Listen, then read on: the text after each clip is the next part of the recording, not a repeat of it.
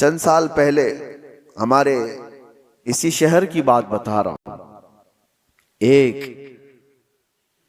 پیزے کی مشہور دکان میں ایک صاحب نے خریدا اور کھایا بھی اور دوسروں کو کھلایا بھی۔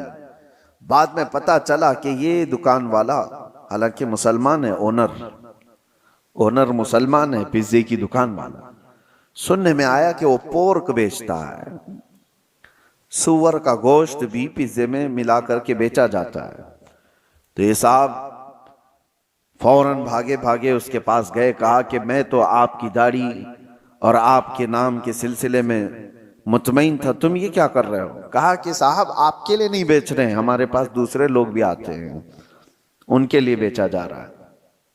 معاذ اللہ رب العالمین، کیا اسلام اس بات کی اجازت دیتا ہے کہ کسی مومن کا مال نہ چوری کیا جائے، کسی دوسرے کا چوری کیا جائے؟ حلال ہو جائے گا دوسرے کا مال چوری کرنا؟ کسی مسلمان عورت سے زنا نہ کیا جائے، کسی دوسری عورت سے زنا کرنے کی اجازت دے دے گا؟ آپ کو جب خنزیر اللہ تعالیٰ نے قرآن میں حرام فرمایا تو اس کا کھانا تو چھوڑیں، اس کا اٹھانا، اس کا دینا، اس کی طرف اشارہ کرنا، سب کچھ حرام ہوگا۔ کسی نے اگر پوچھا بھی کہ مجھے یہ چیز کھانا ہے اور مجھے بتاؤ کہاں بکتا ہے، تم نے اگر اس کو ہدایت دیا، راستہ بتایا، تو بھی حرام کام کیا۔ شراب کی دکان کی طرف تم نے اشارے کر کے بتائی یہاں ملتی ہے، جاؤ لے لو پی لو، تم بھی اس کے گناہ میں برابر کے شریک ہو۔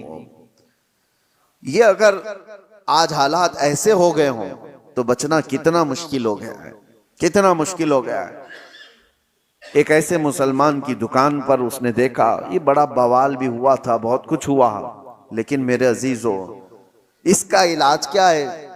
کیا آپ سارے کے سارے مل کر کے ایسی جگہوں سے ان تمام چیزوں کو ہٹانے کی مانگ کریں گے کہ تم یہ نہیں بیچ سکتے، تم یہ نہیں؟ میرے عزیزو یہ دنیا اب الگ لیول پر چل رہی ہے، تمہارے مظاہرے، تمہارے پروٹیسٹ سے کوئی چیز بدلتی نہیں، تم اپنی زبان کے خلاف پروٹیسٹ کرو۔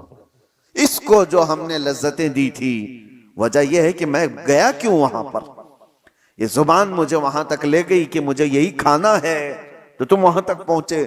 اس زبان کو ان تمام لذتوں سے عاری کر دو، نکال دو۔